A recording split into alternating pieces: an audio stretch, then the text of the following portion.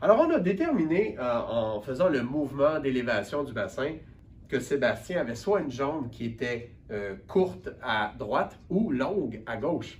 La vraie question, la vraie première question à se poser, est-ce qu'il a un problème anatomique de longueur de jambe ou une longueur apparente due à une simple bascule de bassin? Alors, les études sont très... Il y a beaucoup de controverses au niveau de l'évaluation de la longueur des jambes. Même au niveau de la scanographie des membres inférieurs, les études démontrent qu'il n'y a pas vraiment... C'est pas très fiable, en fait, interévaluateur. Mais nous, chez Accès Physio, on l'a fait. On la donne, cette formation-là, à nos jeunes étudiants. Et puis, on a démontré, lors de ces formations-là, qu'une bonne technique bien exécutée, en quelques minutes, avec quelques corrections, on est un grand groupe à comparer ce qu'on avait comme résultat. Puis on a à peine 2, 3, 4 mm de différence. Et moi, ça, c'est une marge d'erreur qui est, selon moi, très confortable pour conclure à une longueur de jambe. Fait que si on y va au niveau de la technique, selon nous, tout est dans la prise.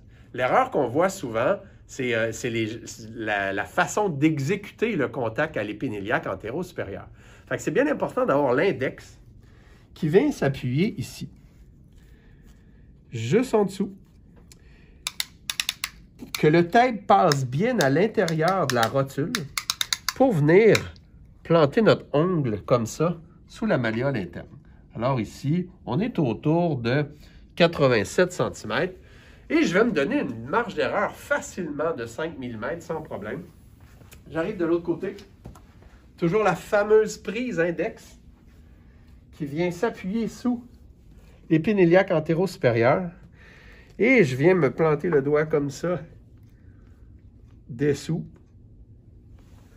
pour en arriver environ à 87 encore une fois, 86 peut-être et 8 sans plus. Alors pour moi, ça c'est une marge d'erreur qui ne me permet pas de conclure à un problème anatomique de longueur de jambe.